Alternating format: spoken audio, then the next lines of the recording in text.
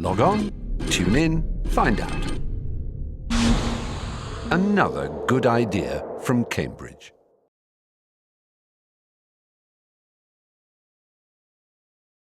Chris, can you just tell me something about your parents and your childhood, which seemed somewhat bizarre? I can't tell you much about my parents because, of course, with small exceptions, I was not brought up by them. My father's family had been in the gem trade in India and Burma for a very great number of generations, approximately 200 years. I was born in the States, was taken away by his relatives and raised in the gem trading family there. What age did you leave your parents? 3 months. 3 months. I made one visit to the States in between when I was something of that age, 7, I think, or 6. And aside from that, I didn't get back to them until I was just short of 18, a month before I was 18. You must have been delighted to see your parents. No, not particularly. In retrospect, at any rate, there was nothing to be delighted about. But people always say to me, if I tell them, oh, you must have felt deprived and sad at being abandoned. I had a wonderful time as a child. I look back on it with great pleasure. I missed nothing. Did you have an ayah? We had various servants. We started out in a big house just outside of Calcutta. You know where Garden Reach is? Garden Reach. Garden Reach, outside of Cal. All right, and we had a big house. And loads of relatives coming and going and staying and not staying. And it was very good for children because nobody knew who was in charge of anyone. So we were in a position to get into all kinds of trouble and blame it on someone else. It was very pleasant. But then, of course, off to Burma and a much smaller place. 24, in February of 1924, which makes me very shortly 80 years old. Now, you yourself are what? 61. 61, a mere child. Yes, absolutely. So you came back at 18, just briefly to see your parents, and then you went back to Burma, or? No, I did not get back. I remember I got back at the beginning of 41, stayed, and then when I would have gone back, America had got into the war because just before the end of that year, 45, Pearl Harbor and all, and I didn't get back to Burma until we went back to do field work, my wife and I, in the beginning of 57. So it was a long gap before we got back. And it was, I suppose the word is interesting. In that entire time, I never heard a word of Burmese. I never had any occasion to speak a word of it, and I forgot a lot of it by then. Well, it's come back. I studied it some, and it all was there in my head, and it came back. But it was, a long period of being away. 16 years. What did you do during that? What did I do? What I did was prove how stupid I was. I had no particular skills that were marketable because, of course, I'd been apprenticed in the gem trade in Burma, not far from Yunnan, over in Lashio, where that is. Yeah, I know you know where it is, in northern Shan State. It's about 3 hours by a good car from the border, from Nankin. And so as I say, I had no particular skills. We weren't yet, the States weren't yet in the war, and so you might think that that was irrelevant, but they were very involved in shipping over the Atlantic. So since I had nothing better to do and needed a job, I went down to the shipping offices in New York, and I knew they were looking for people, but I didn't know what I could do. And the hiring boss, as it's called there, asked me a question. He knew I spoke with an accent. I wasn't speaking like this. I was speaking that way in Indian English and so on. And he said, "Oh, you must be from far." I told him where I had grown up, and he said, "Oh, very hot over there, isn't it? Well, you can see what's coming." I said, yes. "Oh, it must be hard for you to really work in the heat." "Oh, no, the hotter it is, the better I like it." So I shoveled coal in the belly of a ship through much of the Second World War. I fell into the trap, you see. That's what I did. There was, it led to one, I suppose, useful result. I resolved at the end of the war that I would never do an honest day's work again, and decided to get an education. So at the end of the war you had decided to get an education, and you got one. And I got one. I managed to take what is called in America a high school equivalency diploma, which allowed me to apply to university, and which is what I did. And I took my first degree, my bachelor's degree in mathematics and theoretical physics and things of that kind, and I enjoyed it. And once you'd done that? Once I had done that, I thought to myself that it would be a very wonderful idea if I could have some sort of academic profession that allowed me to come back to this part of the world, because I missed it.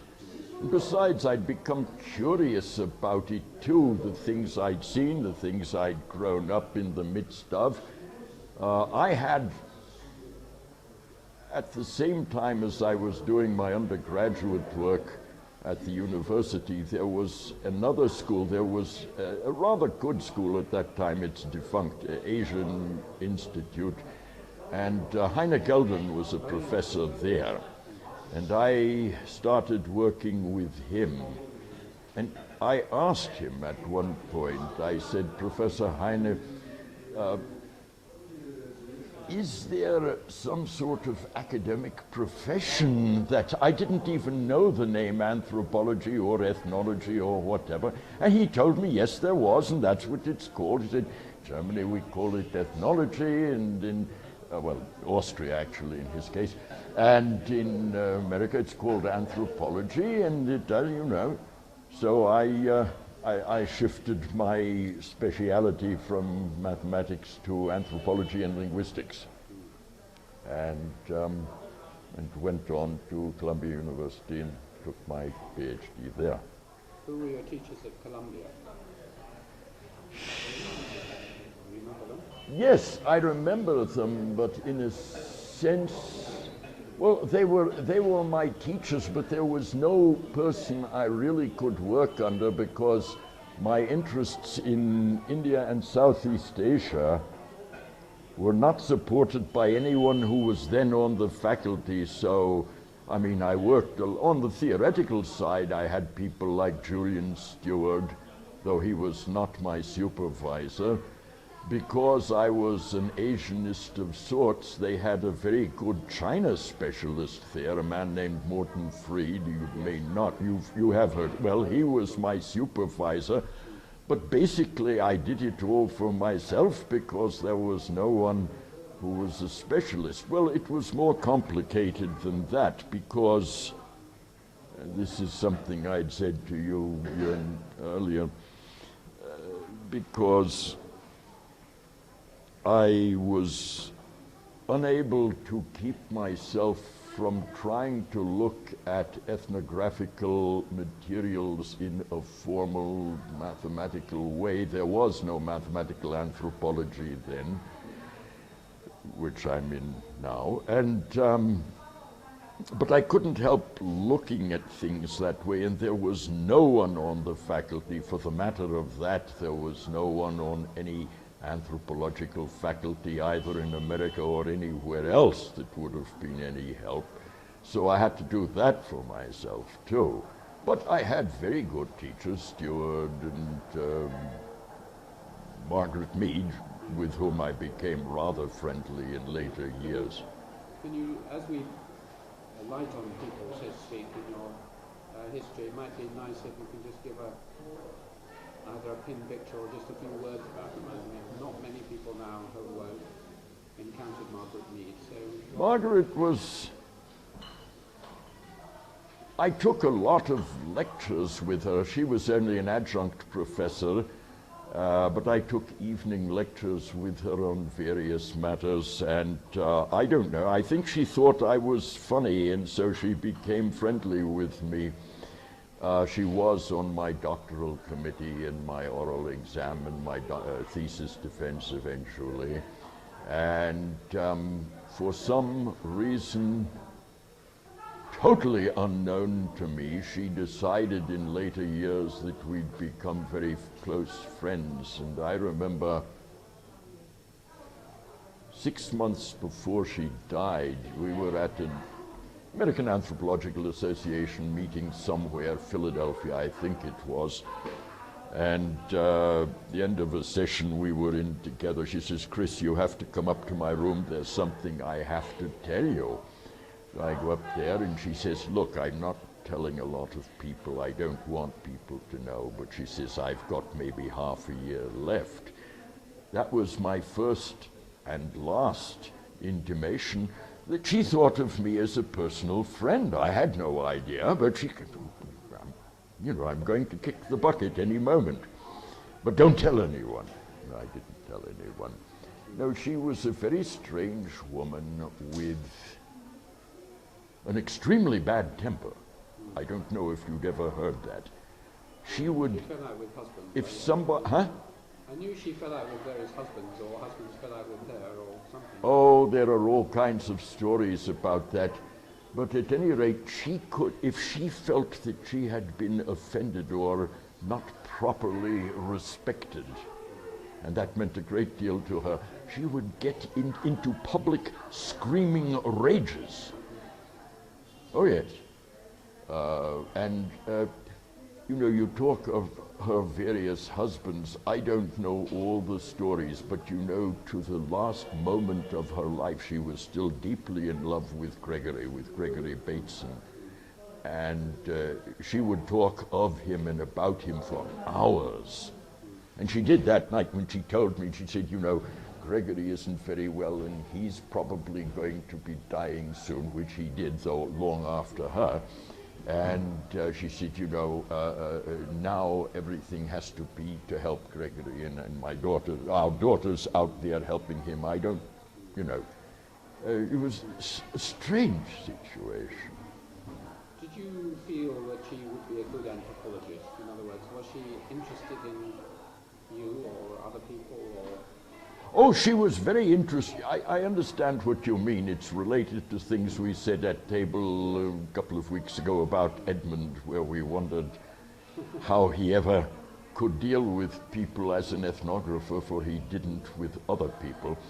And no, she was very interested in people. She had a natural curiosity about everybody she met and talked to. And I think that stood her in very good stead as an ethnographer. I don't want to get into the Margaret Mead, Derek Freeman mess.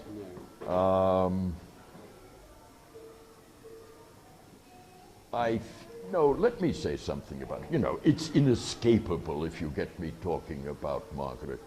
It's inescapable to get into that. I think that Freeman, whom I never met, I'm happy to say,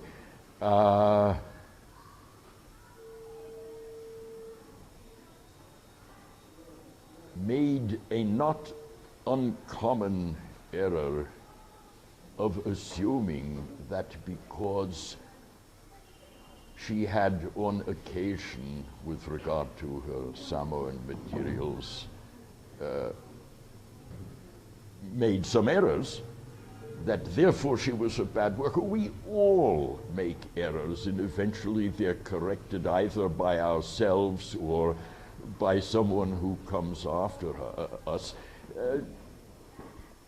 She made some errors.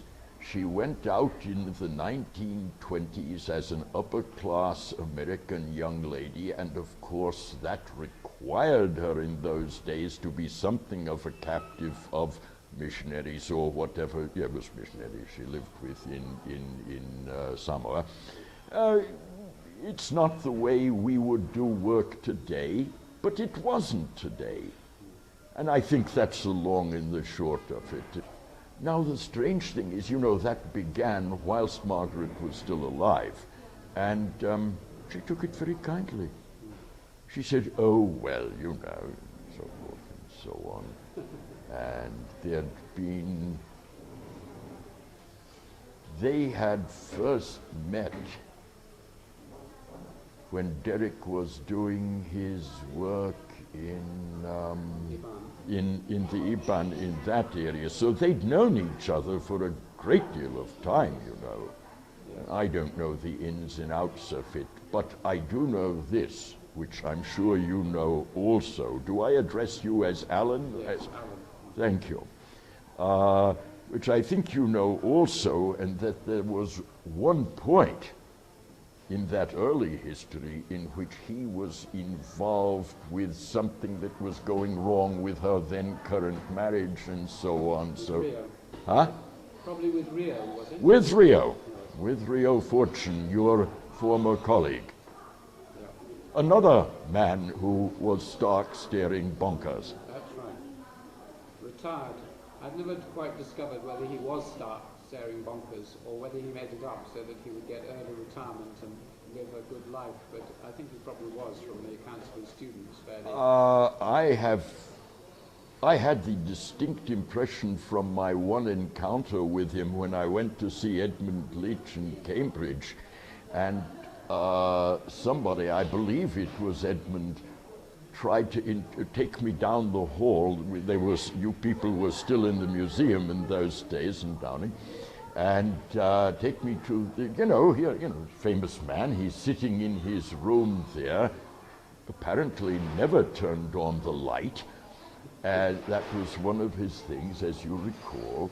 And Edmund tried to introduce me to him, and the man didn't even look up, and it was as if he didn't know anyone was speaking to him. I think that means stark staring bonkers. But at any rate, that's about it. Now, one of my professors at Columbia, as I said, was Julian Stewart, and when I finished my preliminary examinations that admitted me to candidacy for the PhD, and I was starting to do the research for my dissertation. He had been invited to start a large anthropology program in the Midwest at the University of Illinois, and he met me in the hallway at Columbia at one point and said, oh, Lehman, you wouldn't happen to need a job, would you? I mean, this was equivalent to asking me if I wished to eat regularly, because in those days, things, in the early 50s, things weren't so good financially, not in academic life. And of course I said yes. So he brought me out to the University of Illinois I got there in September of '52, which is a long while ago. He was very supportive of my work for a number of years, but since you're asking for little sketches that give you a picture of people. In the earliest part of the late 50s and early 60s, I began quite seriously extending, excuse me please, my mathematical background to anthropological materials, and also I got back into formal linguistics for the obvious reason that Chomsky's syntactic structures had just come out and that obviously fitted the way I think about these things. So I started to do a lot of linguistics and a lot of this mathematical stuff. He was infuriated. He said, I've never done any of these things, I'm not good at either of them and don't really know anything about them, and I don't see why you're doing it. You're supposed to be my research associate, and so forth and so on. Fortunately, it was a new department. We had a first head of department, and it wasn't Stewart, who said, look, I'll get you out of this, a man called Joseph Casagrande, whom you wouldn't know of, I think. And he says, I'll get you a regular teaching appointment, tenure track appointment, which he did. And from that day till Stewart's death, I doubt we said a civil word to one another ever again. I mean, he was a man of exceedingly narrow intellectual vision. He had a lot of depth and no breadth, and, that was, excuse me? I obviously have read quite a bit of this stuff, and it does seem quite narrow. It is.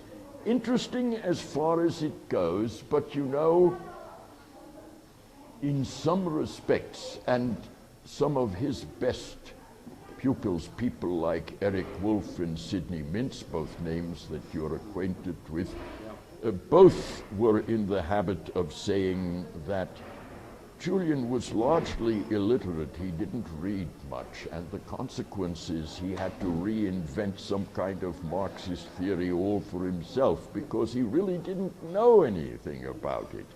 And that's really what he did, you know. This used to bother his great rival, Leslie White at Michigan.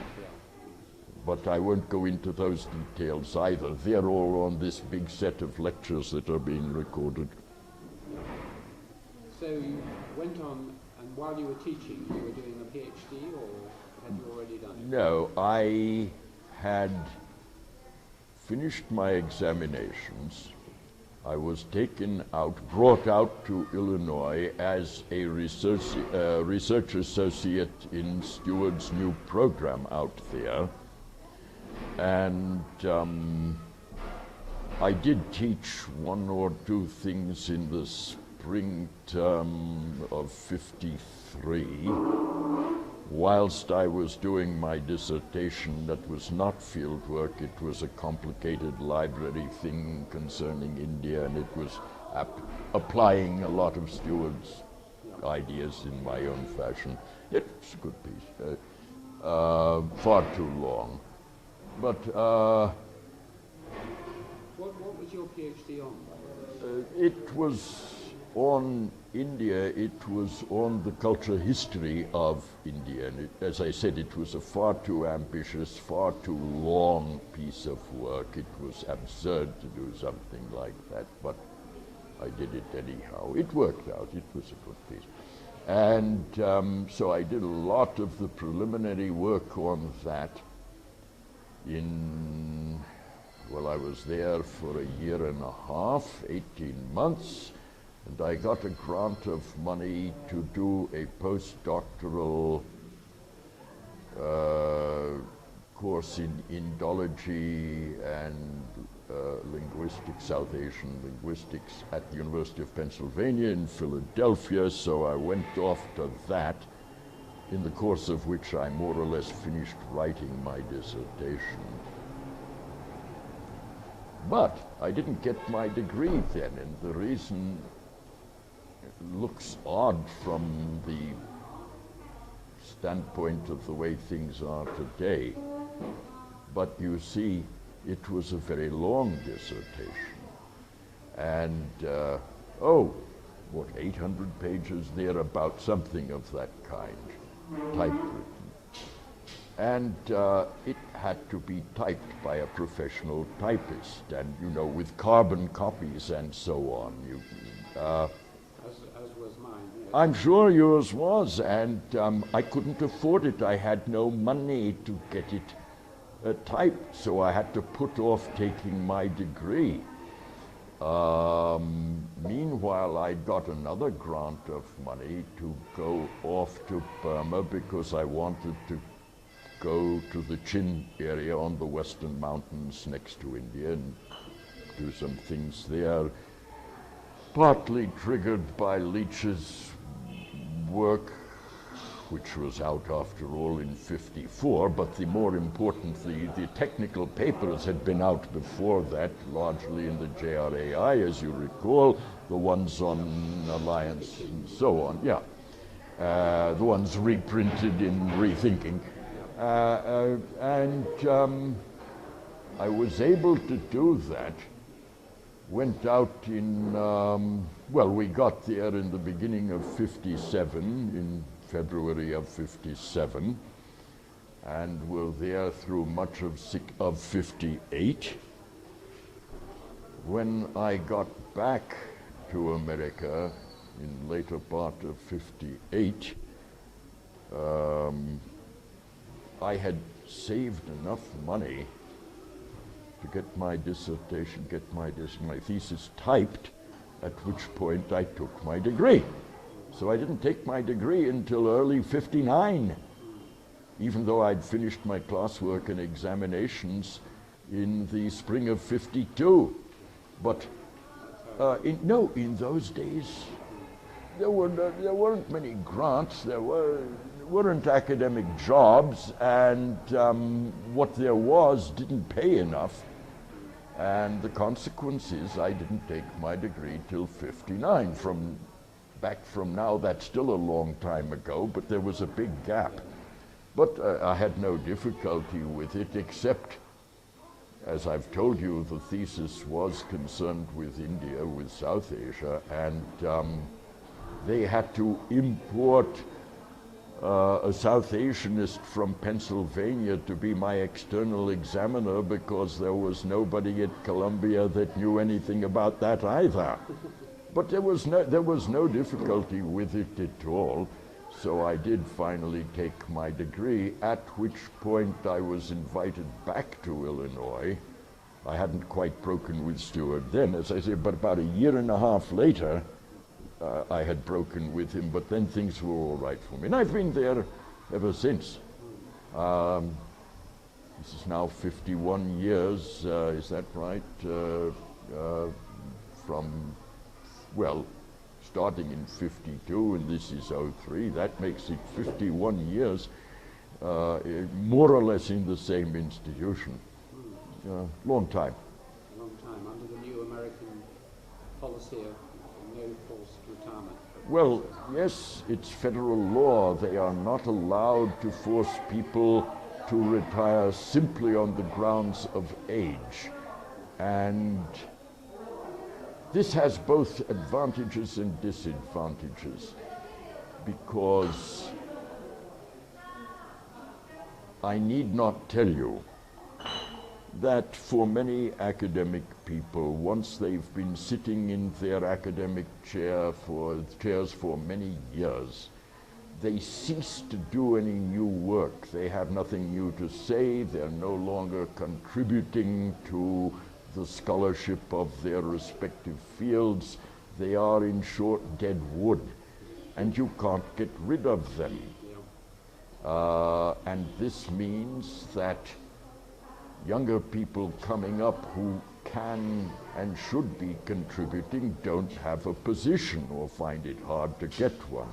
So I don't think it's entirely good, but in my case, at any rate, I am continuing to do new work. I'm here having just about completed 10 months of field work and writing other things and getting it published, or whilst I'm here. And so I don't really think that I should have retired because I'm still working, but there are a lot of people who should have been forced, sent to the knackers, basically, long since. That seems an appropriate moment just to turn to your current work. It would be very nice if you could just give a brief. All right, what I've been doing this year. Got here on the last day of January. I shall be leaving, this being the 29th of October, I shall be leaving here to go back to the States on the 21st of next month, 21st of November. What I have been doing here is something I had wanted to do for many, many years. You have to remember something about my background, and I've told it you in the, I've told it to your machine, your camera. And it's that I grew up in my later years, largely in Burma, in the gem trade, round the China border, dealing with Burmans, Shan, other upland groups on both sides of the border, and in India too. And it had always fascinated me. And I had been apprenticed in the jade and gemstones trade, so I knew at least something about it. And it seemed to me I would like to do some ethnography on the, if I may use the silly jargon that's current and that I have used, multi-ethnic cross-border trade. A number of things. As I said, there is my background, but in addition, because I do know something about jade and gemstones and the actual trade, I thought that I might be able to do something that for once counts as honest-to-goodness participant observation. There's a great deal of nonsense, as all anthropologists know, about this expression, participant observation, which for many ethnographers seems to mean, well, we learn how to do some of the native dances, or we pretend to have been adopted by a household or something. Of course, that's not what it ought to mean. It ought to mean having or making for yourself a place within that community, a role or whatever, and participating in that sense. But at any rate, I figured that I was in position to do participant observation because I could participate in that part of the trade that was the gem trade. And when I was here in the summer, when my wife and I should say, were here in the summer of 2 years ago, 2001, was doing some brief ethnographic work with a graduate student among the Wa southeast of here in southeastern Yunnan. And I was asked by one of the institutes here, the Center for Border Studies and Ethnic Minorities in southwestern China, Professor Fang Jie is the director, I know you know him.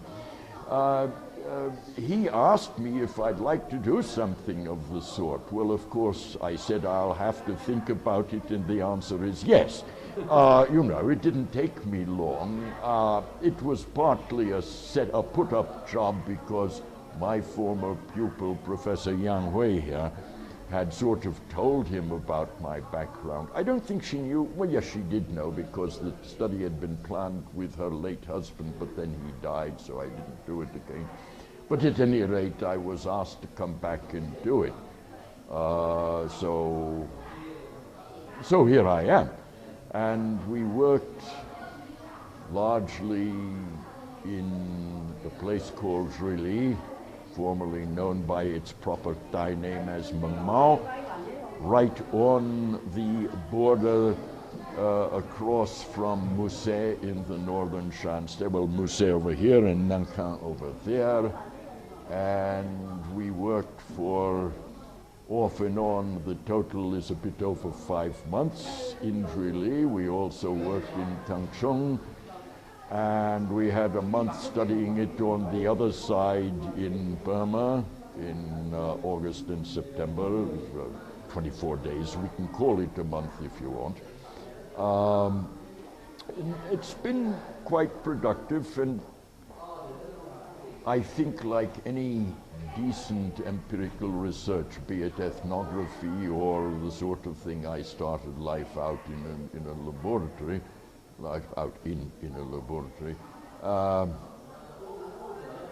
it's led to some unanticipated results and taken to some extent directions that had not been anticipated to begin with, but decent research should do that. It should take advantage of what one really sees and what one really encounters and gets into, and if it's interesting, you follow it up. I have no patience with people who say, again, it doesn't make any difference if we're talking about a lab science or if we're talking about ethnography, no difference at all. I have a great deal of impatience with people who say, but that wasn't part of your original plan. No, it wasn't, because in decent research you don't really know what you're going to find. But at any rate, here it's been.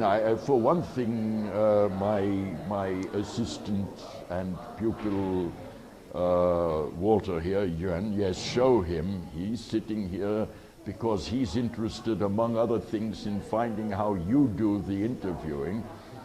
There you are. There he is. And my wife Domya Dwe is there, and she has worked with me in every single field expedition from 1957 until this year as a very active ethnographic technician. And at any rate, in the case of Walter, if you want by his English, call him by his English name, because of his background and skills and training, not only in anthropology, but also his earlier training in sinology, I was able to get deeply involved in something on which there is virtually no material until what we've been able to put together, namely the ethnography of the Chinese community in Burma. This is a strange matter. There is a huge literature, some of it very good, but at any rate a great deal of it on the Chinese in Southeast Asia, immense amounts of material for Indonesia, Malaysia, of course, Singapore, a great deal for Thailand, obviously a lot with regard to Vietnam, with nothing for Burma. Well, it turns out that what we've discovered, again with a great deal of thanks to Yunnan, what we were able to find is that all the stuff written about the Chinese in Southeast Asia, well, Burma doesn't quite work the same way. One of the things that we were able to really come to grips with is the distinction, I mean ethnographically, not just historically, the distinction between the overland and the overseas Chinese communities. They're not without important interconnections, but their mode of social and cultural adaptation in Burmese society, their modes are quite different and very interesting, and there's no real parallel to this in the Chinese and Southeast Asia literature from all these other countries. Well, obviously I didn't plan to do this, but Well, we followed, we didn't tell people, oh, shut up, that's not, we didn't tell our informants, oh, shut up, that's not what we're here to study. They gave us this material, it was valuable, and we've made use of it. Now, I should say, in, what shall I say, extenuation of our having to some extent gone in this direction, that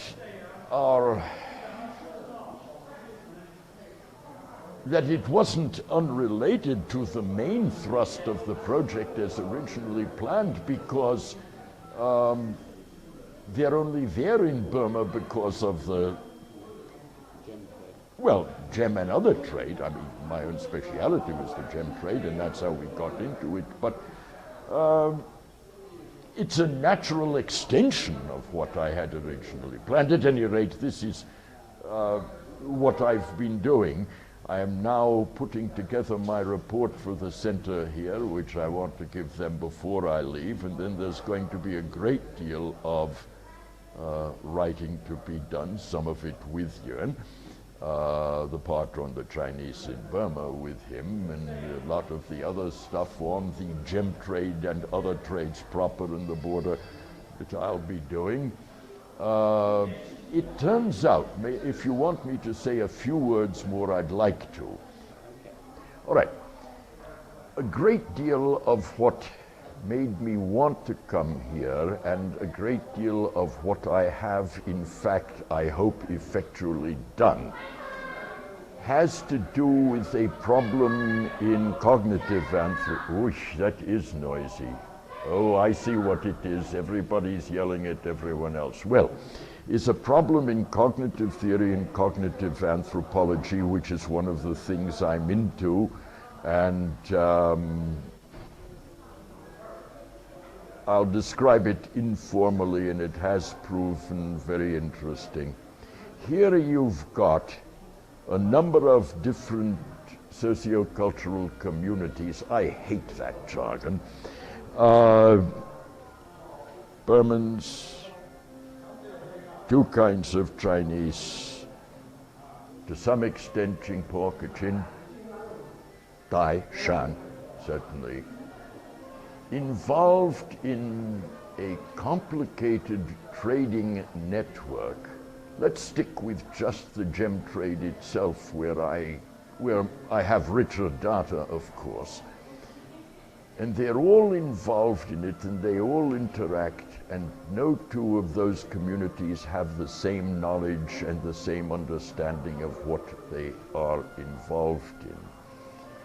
And the question that I was concerned with, technically it goes by the name of the problem of differentially distributed knowledge, is how this settles down into a working system.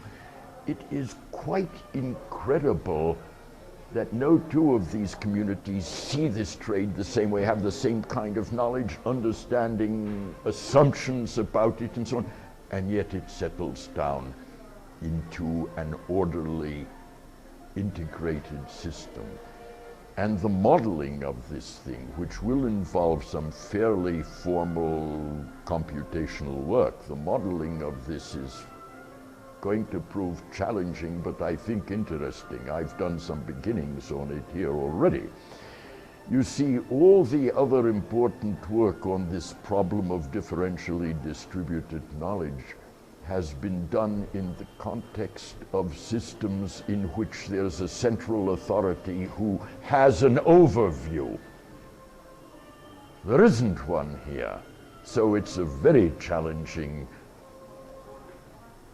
problem for me and for people who are into this sort of thing, and there are others, many, and that's what I'm very much involved in. Of course, Of course, I am incapable of not doing some linguistic work too, and I've been able, with a colleague of mine in the States, a linguist friend, colleague, I've been able to get involved in two quite ancillary linguistic bits of work, bits of linguistic work. One, he and I are doing a book on the Shan, on the Thai, and on their various linguistic, the relation among the dialects and the differences and how you describe them and so on. It's largely phonological work, phonetic work, and I've been able to add a good deal to that. And by accident, because of the work we did in Tangchung and the related area, and it was a dialect I was familiar with as a child, that dialect of Chinese, southwestern Yunnanese. There's some work on that bears on the whole history of the phonology of Mandarin Chinese, and he and I are working on that too. So I've got a lot done, and I'm not unhappy to be going back. I'd rather be going back to Mandalay, but it's nice to go back and see our grandchildren. You have any grandchildren? We have. I will tell you about them afterwards. Okay. And show you pictures too. One thing I was going to just ask you about briefly was about your experience of China. How often you've been, All right. What are the main changes you see in your feelings about it? All right. Now, you must understand that my knowledge of China is, in all respects, limited to just this part of China. I have visited Beijing twice. I have spent a few days over the years here and there in Guangzhou, in Canton.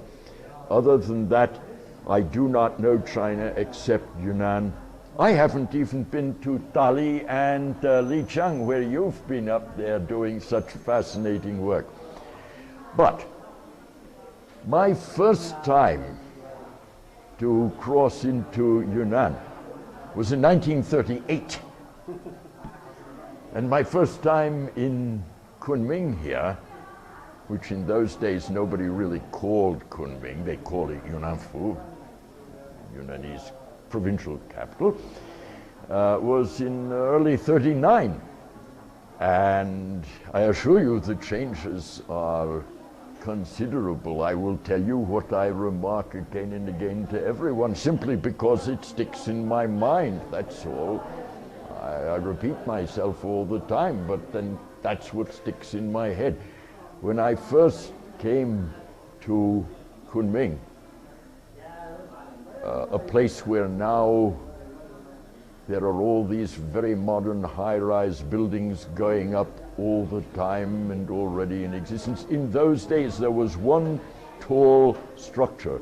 Do you know the bell tower over here in Yunda? That was it. You could see it everywhere. It was the only building above 2 or maybe a few 3-story buildings. There were no paved roads. I have no exact figures, but you know, I doubt it was 1 million population, if that. Now it's 5 million. It was a remote, marginal provincial capital. It is now an extremely modern, cosmopolitan city. That changes, very much so. My reaction to it is that I guess I feel comfortable here because I've known it directly or indirectly for so long. I haven't found myself this year or 2 years ago in a place that feels totally alien to me. If you've grown up in this cross-border trade in northern Burma, China's never far away. I don't mean only that it isn't far away geographically, it isn't far away conceptually, if I may say it that way. I wish that I had been able to really control the language. As it is, I understand a reasonable amount of Chinese and don't speak it, and this is an infernal nuisance. and I apologize for it. No, I really do. It's not the right way to go. On the other hand, when I was working down in Drilly and so on, of course there's a lot of Burmese and Shan, and those languages I know, so I wasn't isolated in terms of language, and had very good person to work with and so on. No, it wasn't an ideal situation from that, but on the other hand, when one is working on again to use the same silly jargon, on a multi-ethnic project, it's extremely unlikely that a single investigator is going to be able to control all of the languages involved anyhow. It's true that I'm working within China, but on the other hand, I wasn't working in a research context that was in any great degree Chinese exclusively. So again, I'm apologizing and excusing myself for something I should have done better.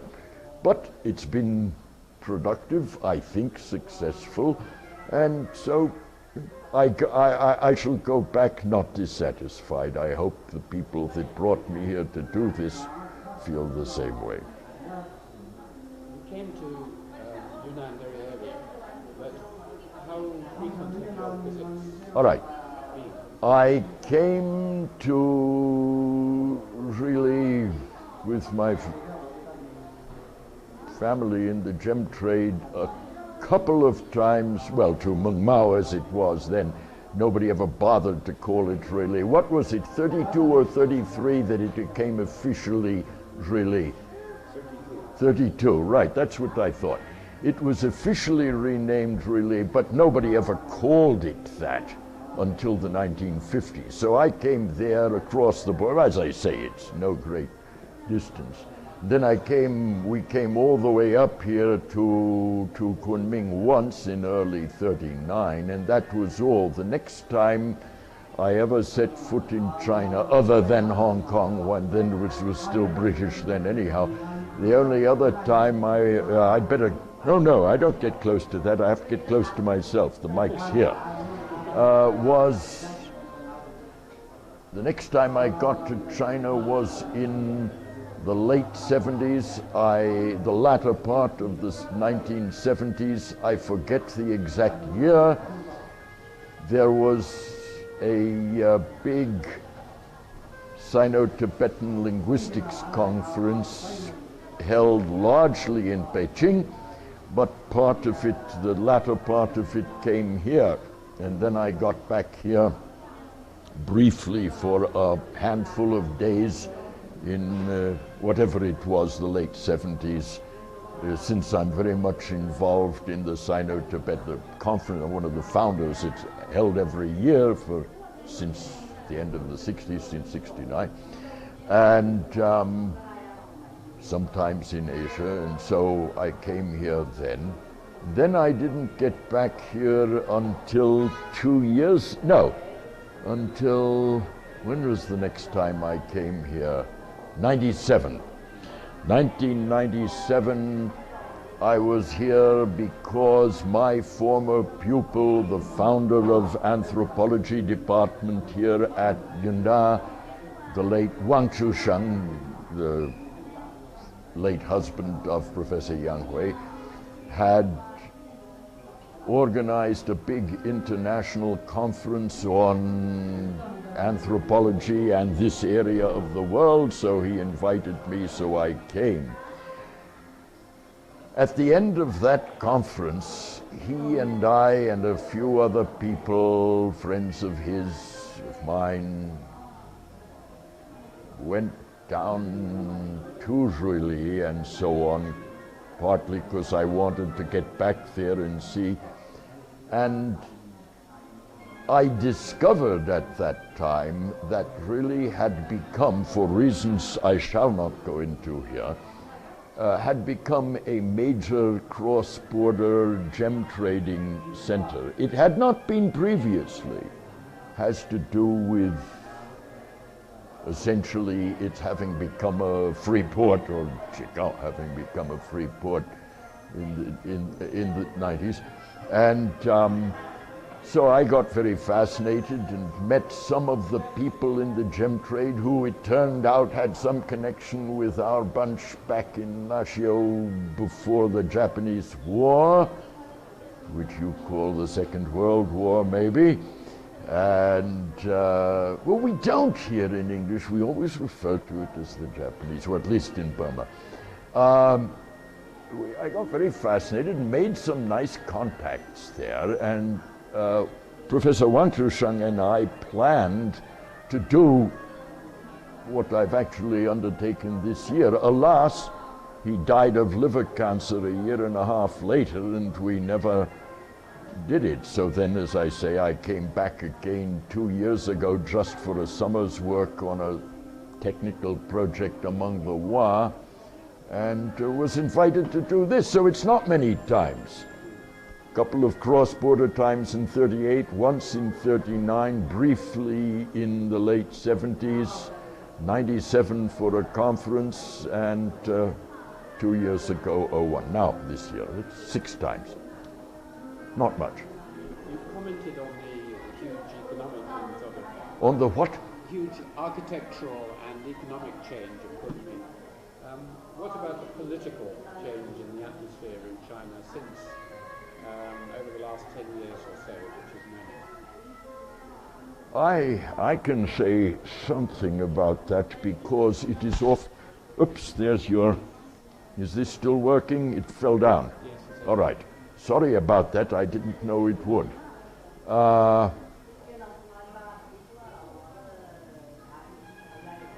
In impressionistic terms, certainly, a great deal of change.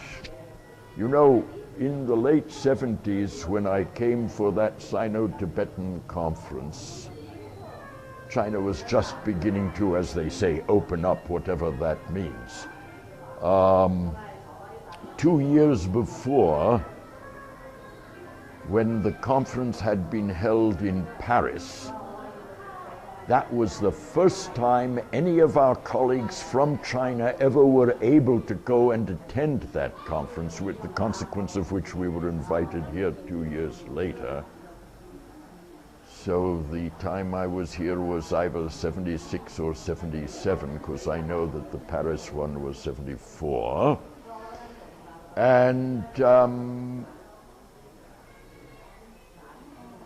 course, as I said, the first part of it was in Beijing, then it was here, and the atmosphere was one in which you were being watched carefully at all times. That was far truer in Beijing than it was here. I remember there was one of us, he's now gone, he was Chinese, but he had been in the United States for many years. He was a Catholic priest, a linguist at Georgetown University in Washington, D.C., Paul Yang. And he was originally from Beijing, and he had relatives. But he had to violate the law to go and visit them in their flat in Beijing, and because he wasn't allowed to without getting permission, of course. Nowadays, you know, you still see on the hotels here, some of them licensed to accept tourists and foreigners. But of course, that's no longer actually part of the law. The place you can stay depends on whom you can get to take you in, basically now. Now, it wasn't that. Wasn't even like that in 97. You had to be very careful where you were staying and so on, and whom you talked to, and that sort of thing. And in terms of the physical setup in 97, when I first came here again, and certainly in the 70s, no, particularly in the 70s, late 70s when I first was here, Kunming was only beginning to build. You know, they sometimes refer to Kunming in English as the city of perpetual spring. This is pretty rotten spring weather we're having. But in any case, I always think of it these days as the city of perpetual construction. But it's much more then than now. Well, I will explain to you. In the 70s and even in 97, all the trees on the streets were dying. There was so much construction dust that the leaves got all coated in the, it was really quite serious. A lot of this stuff's replanted, because hundreds and hundreds of trees along many of the streets died because the leaves were coated with construction dust. This seems an odd situation, but I assure you that was it. In those times, certainly in the 70s when we were walking around, there were a lot of the old buildings. There were neighborhoods within a 10-minute walk from where we're sitting now, down along the railway tracks there, that still had your old mud brick, two-story, tile-roofed old buildings with, courtyard houses and so on. Now, really, the only place you can see that in Kunming is in the old bird and flower market.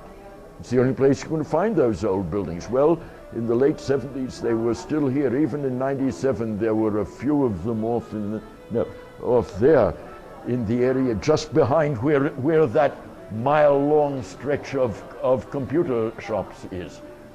The largest stretch of computer shops I've ever seen in any country in the world, and being a computer nut, I like to see that, but that wasn't here then. So the growth has been remarkable. And as you know, the municipality has a population of 5 million. That is deceptive to some extent because, what was it? Was it 2 years ago or 3 years ago, I guess, just before we came for the war thing, they had extended the boundaries of the municipality clear out to Stone Forest. Yunnan is one of the prosperous places in the country, at least municipal places and so on. So people come here from all over the rest of China because there's some way of making money here. Partly, of course, that's because of the almost unique position of Yunnan in the Chinese economy, namely that, I say almost, not quite, there are a couple of other instances. Yunnan's economic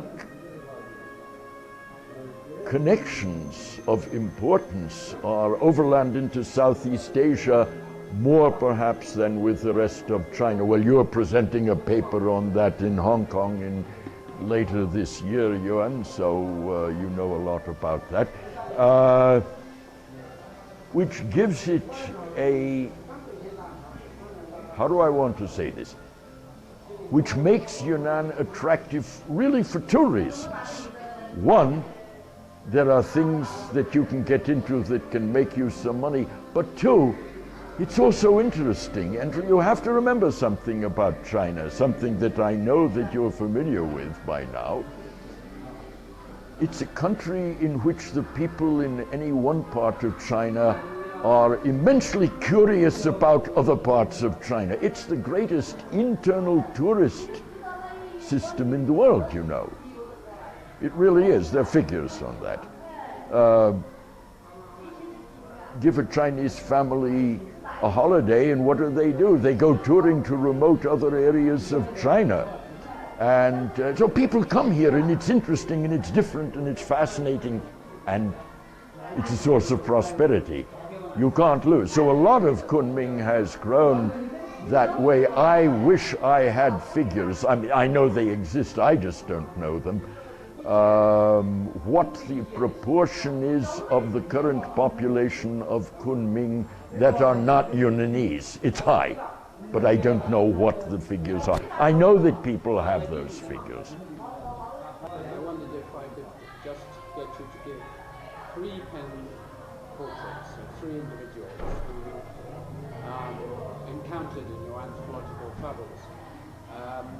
Edmund Leach, Rodney Needham, and my former supervisor, Christoph von Fuhrer-Haimendorf. In any order that you In any order that I wish. Leach first, because I knew him the longest, or he knew me the longest, I should say. As you'll see in a moment, that's the right way to put it. Now, he came out to Burma in what year? What year did he come out? 38 or 39? 38, yeah. I thought so, but I wasn't certain.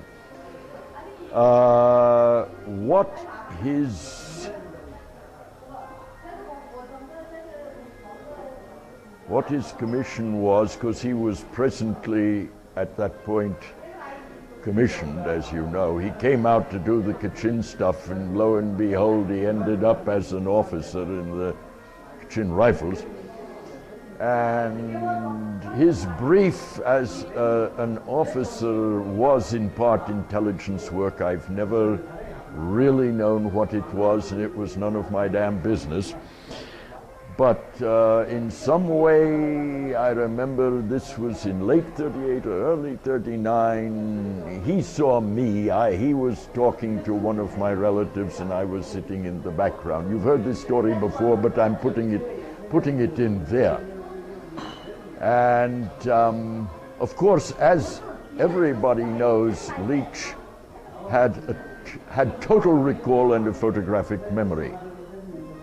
Having lost all his field notes during the war, from a horse or mule that fell down 2,000 feet into a gorge, everything he wrote was from memory. It was accurate. Well, anyhow, that's relevant as background to what I'm going to tell you.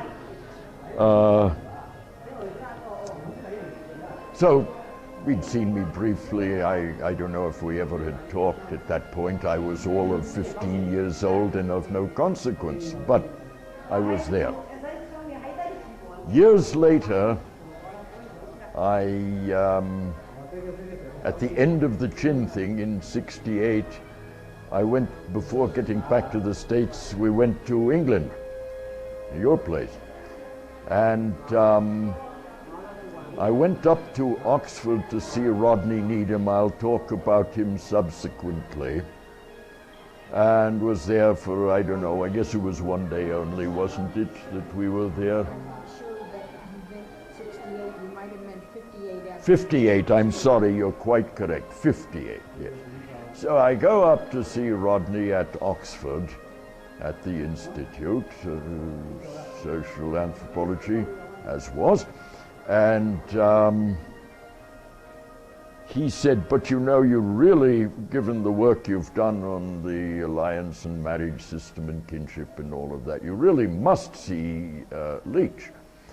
And I said, for reasons that I did not explain to him, that I thought I would feel perhaps very uncomfortable given the previous marginal contact with the man. But he said, well, he wouldn't remember anyhow after all of these years. And anyhow, I'm sitting there in his room, and he telephones Leach and made the appointment. So of course I go back to London, and then the next day by train up to Cambridge. Someday, do they have a train yet between Oxford and Still not. Well, they used to once. Well, I know they did at one time, but at any rate, I've never been able to make use of one. So I go up to Cambridge the next morning by an early train, and get to the museum and go down the hall. Jack Goody over here, Jack Goody over here, Rio Fortune over here, I forget who was there. And Leach's room was at the far end, if you remember. And I walk in, and his back is to me. He's on the blower, I think. He's on the phone and looking out the window there at whatever. And he hangs up the phone, turns around and looks at me and says, well, you know, you don't look that different from what you did when I I mean, you know, you have to figure, to do the arithmetic, that's from 38 until 58. And that's 20 years no matter how you do the arithmetic. And not only that, but who the deuce was I at the first time anyhow? I was a 15-year-old kid sitting on the side in the same room while he was there. I think maybe 2 or 3 occasions like that. It was incredible. I said, but how can you remember that? And then Edmund proceeded to describe the room, the situation, where it was, who was there, what I was wearing. I have literally never encountered anyone in my life with such total recall. Quite astonishing. Well, you know Leach much better, or you knew Leach, I should say, much better than I. And you know that he could be a very difficult man. His family knew that he could be everyone did. The reason Leach and I got on fairly well over the years until he died was that I didn't take offense at his published and unpublished attacks because I gave back as good as I got. And I'll give you 2 examples of this, and they will, I think, resonate with your knowledge and what you call it, impression. So one thing, when I first published the Chin book, I cited a particular old source, and I cited it by the author's name. Leach did a review in Man and took occasion, I mean, he had to say good things about the book, I suppose, because perhaps it was good or he thought so. But he had to attack something, and he says, look, Man's not really a scholar because he cites this author. Now, I know this book well. We have it in the library at Cambridge, and on the title page it says, by an officer in Her Majesty's service.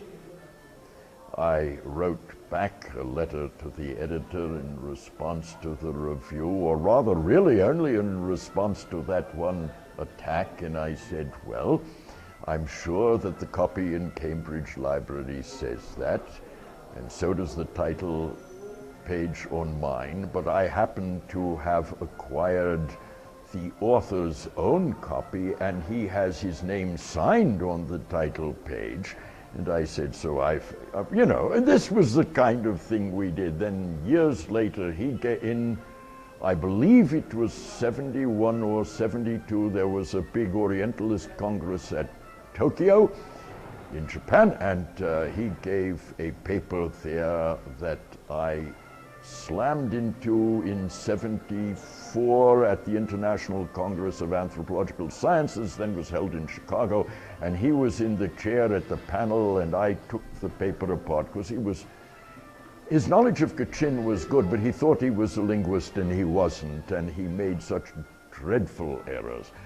And I took it apart, and Leach was somewhat annoyed, very annoyed actually at the time, but he did say, you know, I'm sure you were correct in the facts and in the analysis, and I had been wrong, but you know, there was no excuse for your having attacked me like that over it. I said, well, I did only what you would have done in the same circumstances, and we let it lie there at any rate. But he was a strange man, and I suppose he did that with everybody.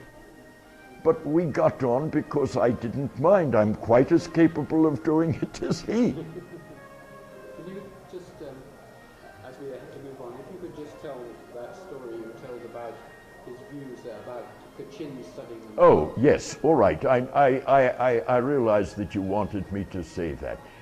I had a doctoral student, a PhD student, who was himself Kachin, and as a matter of fact was by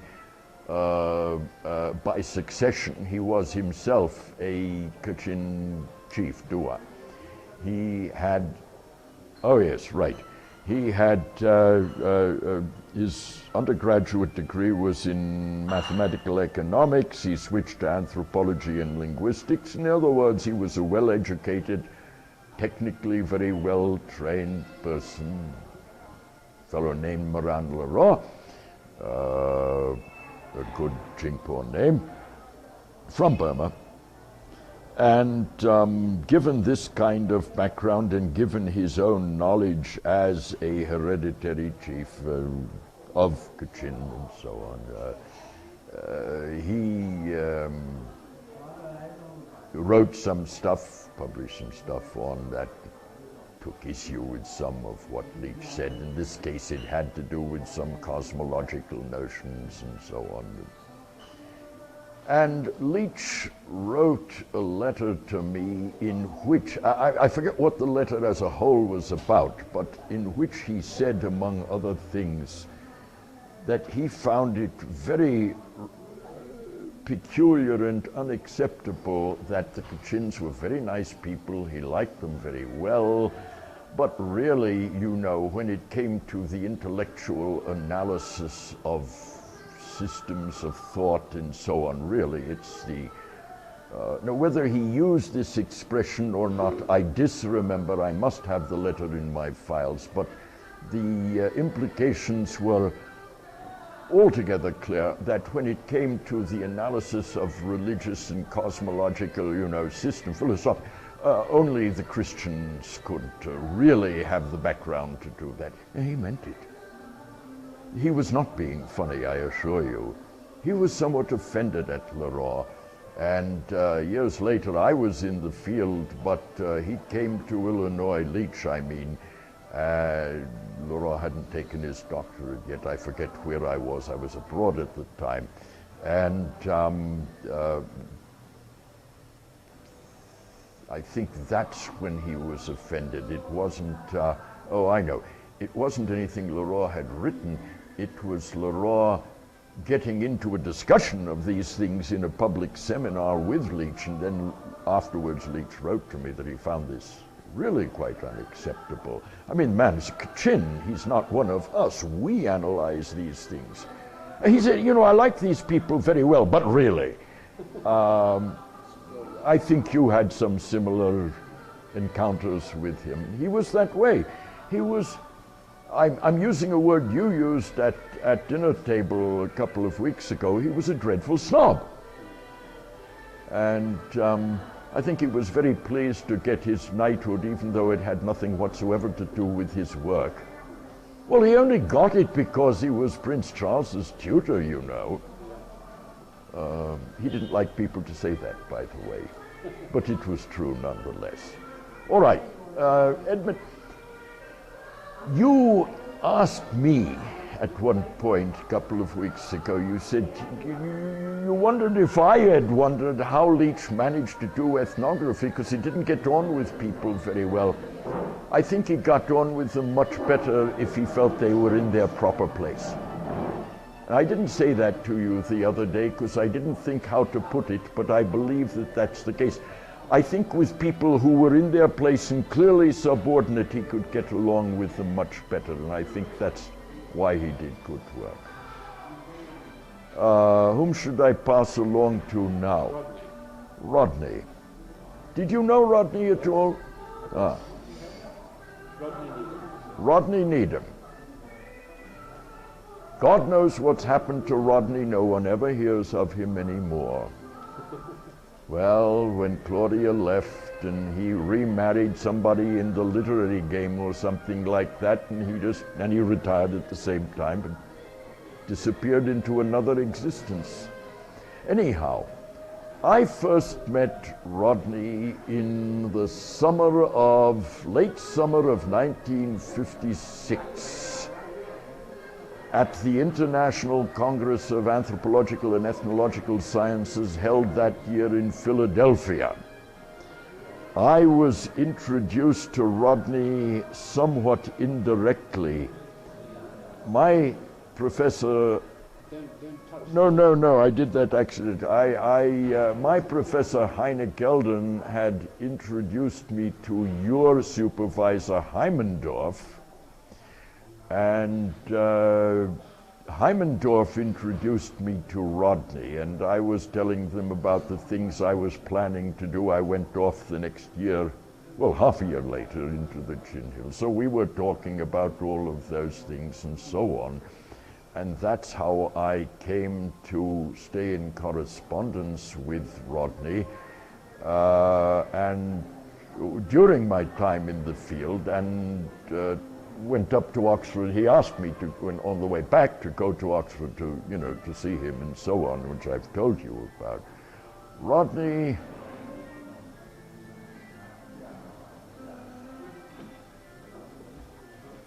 was a strange man, as you know. I'm just trying to think. He was obsessed with being an Oxford man. That's the only way I can say it. I will tell you a story. I don't think I told it you last time I spoke with you.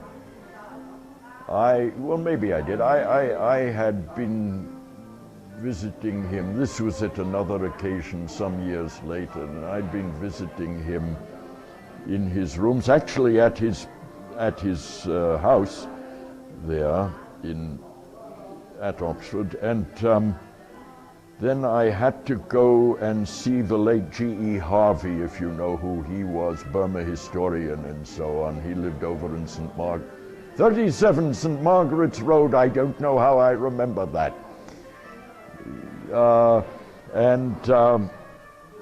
So I had to get there, and Rodney had to put me on a bus. And I'm going up. It was one of the two-decked ones that they still had. I don't know if they have any of those in Oxford anymore. They do still, but anyhow it was. So he says to the driver that he has to yell out and tell me when we get St. Margaret's Road, because I don't know the place. And gratuitously, he says, and he's speaking very loud, the man's an American, he's a professor, but then he said, anybody in America can be a professor. And he wasn't being funny either. He meant it. He was that kind of a person. And nothing was more important to Rodney than to be seen as a famous Oxonian scholar. And to have the reputation of simply being ever so much better than anyone. I don't know how he felt about people at Cambridge, but about any place else. Officially, he looked down on them.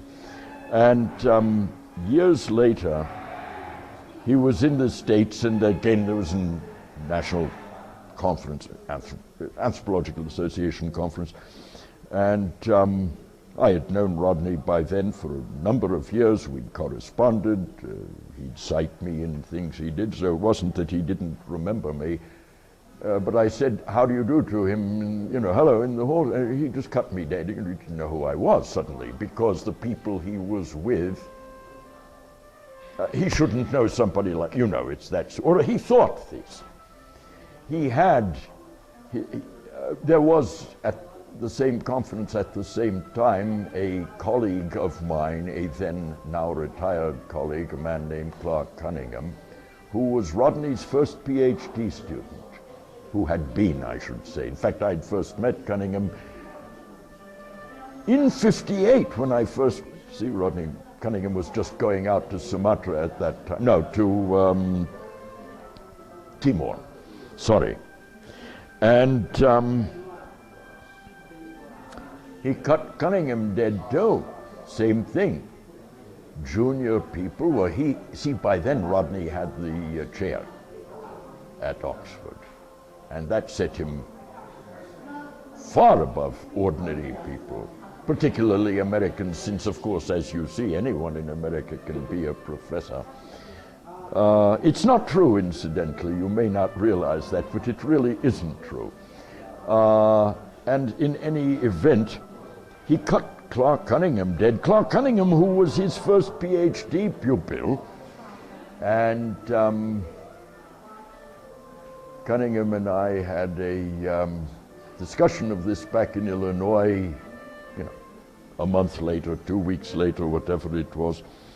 And we were talking about it, and I said to Clark, I said, well, you know, Rodney, after all, his position, I said, you know, Rodney is after, and Clark interrupted me. He said, yes, he's a revolving son of a bitch.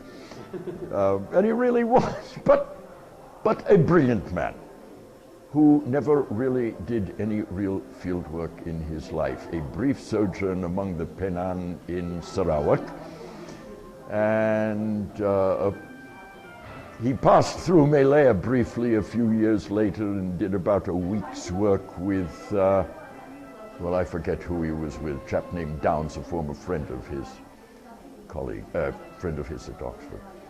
And that was it, but all his theoretical work was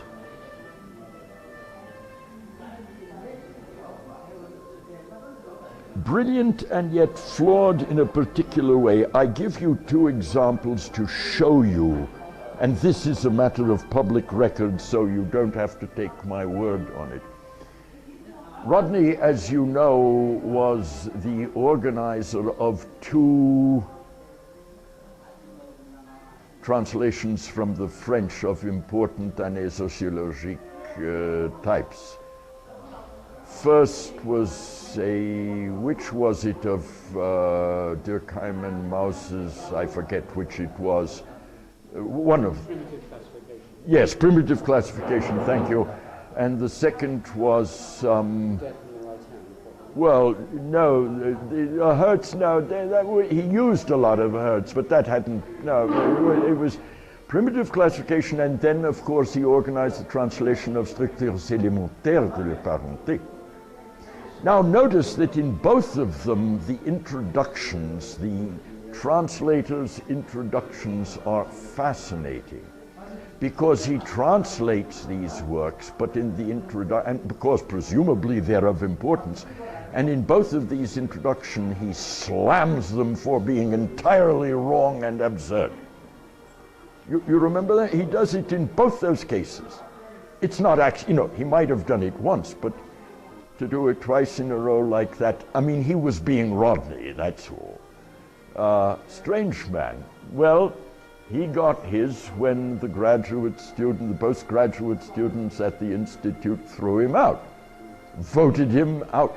Do you know that he was literally not allowed to come through the door without permission? It was. He was literally not allowed to enter the premises without an invitation. So he ended up hanging out at his favorite place, which was his rooms at Merton. All Souls. All Souls, was it? Well, he was originally Merton, that's right, which he had been very proud. Then he was at All Souls, okay. But at any rate, so much for Rodney. Still, his contribution to all of these issues about alliance theory and so on were very important. He ended up being wrong more often than he was right, but that doesn't matter, because his contribution to the discussions and their progress was considerable and, I feel, enduring. Likewise, again, a book in which he was wrong, but it led somewhere, and that was the book on belief, language, and experience. Those two certainly were of great importance, all of those things. I've said some bad things about Rodney here, but that doesn't mean I don't respect his work. I do. And I think it is a great shame that apparently he's being forgotten so quickly. I think that's too bad, because it was very useful work. And finally, just very briefly on... All right, I met Haimendorf, as I said, in '56 at Philadelphia at the International Congress, introduced by the other famous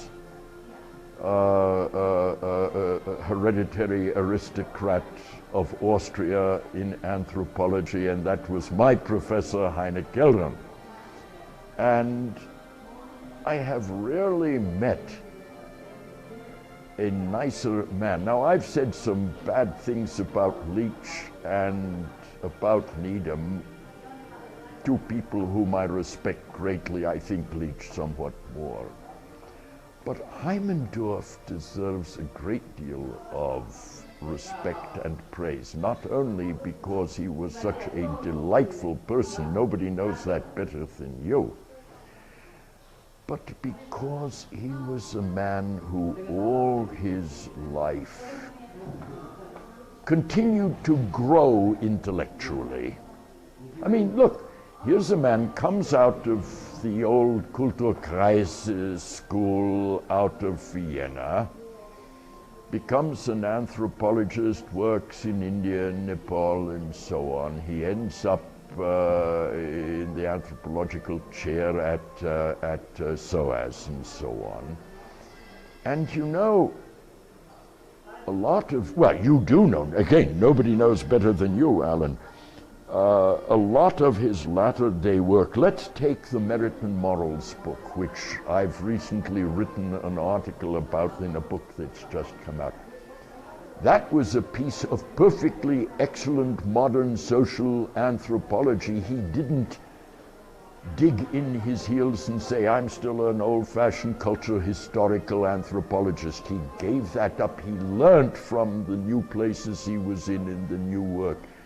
He did he continued to grow intellectually, as I said, and one of the kindest men I've ever met. You know, I'd show up in London and, oh, well, Lehman, oh, you're here, good, will you attend my seminar? It might be, let me introduce you to, always this way. You remember he'd always slick his hair back. I forget if it was the left or the right hand, I disremember. And it was always one, I just don't know, it was the left hand. It was the left hand. And, you know, I mean, apparently sincerely pleased to see someone, and you know, well, what can I do? Let me introduce you to this person. Oh, I really want to talk about. Incredible. Yes, incredible. And incredibly productive when you consider all the places he did field work, and in each of those places making a series of major contributions to the ethnography, not only descriptive but analytical. You can't beat it. You really can't. In my view, I think I've made a fair survey of the 20th century. I think he is the greatest ethnographer of the 20th century. I think he is. I certainly for Asia and so on, that has to be. No, I think without any qualification, I think he was. Because he never did a bad piece of ethnographic work. He never did a slipshod or sloppy piece of ethnographic work. Even when friends of mine have been to follow him up, he's been to a place for a week, done a description of that place. They say other people would have taken a year to do what he did. Yeah. He was amazing. He knew what to look for, very observant, photographic memory. Did he also know? That I did not know until just now. Yes, photographic memory. And wonderful note taker. Well, yes, that I knew. And of course, the greatest 20th century filmmaker, ethnographic filmmaker as well. Which I have only learned in this past month, listening to you. I never knew that about him until now. And one of the 2 or 3 greatest ethnographic photographers of the 20th century. Yeah. His photographs are stunning. So, and as you say, a kind man. So it was He was really one of the, not only kind, but kind in an old-fashioned, cultivated way, which was so very pleasant. Yes, exactly. Always. Which could also be said of you. So no. I would like to thank you very much indeed. You are more than welcome. It's been a pleasure. Not so much saying this, you know, because I don't care one way or the other whether I'm asked to talk or not, but it's been a pleasure meeting you.